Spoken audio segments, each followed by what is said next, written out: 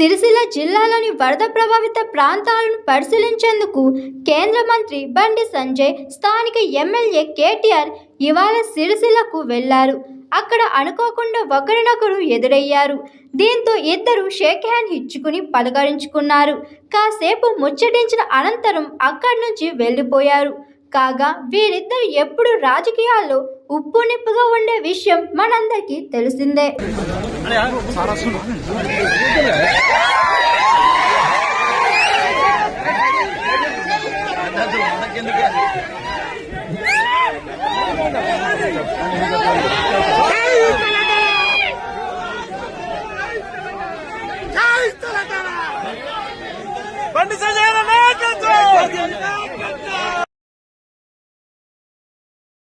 Hi, this is Swati.